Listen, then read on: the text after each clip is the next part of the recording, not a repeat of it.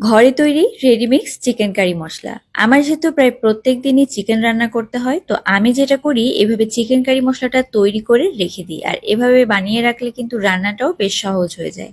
এই জন্য শুরুতেই আমি ১০-১২টার মতো শুকনা মরিচ, তার সাথে নিয়ে নিলাম ৩ টেবিল চামচ পরিমাণে ধনিয়া, ২ টেবিল চামচ পরিমাণে জিরা, ১ চা চামচ পরিমাণে মৌরি আর এস্টার মশলা, তার সাথে কালো বড় এলাচ নিয়ে নিয়েছি। তারপর দিয়ে দিলাম প্রায় ৭-৮টার মতো সবুজ এলাচ এবং ১০-১২টা করে গোলমরিচ এবং লবঙ্গ।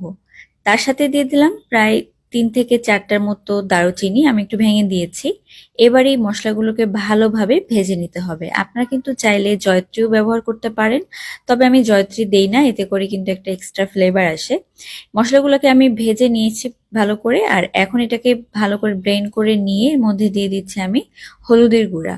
হলুদের গুঁড়া দিলে কিন্তু রংটা বেশ ভালো আসে। তো তৈরি হয়ে গিয়েছে ঘরে তৈরি চিকেন কারি মশলা, আপনারাও ট্রাই করতে পারেন।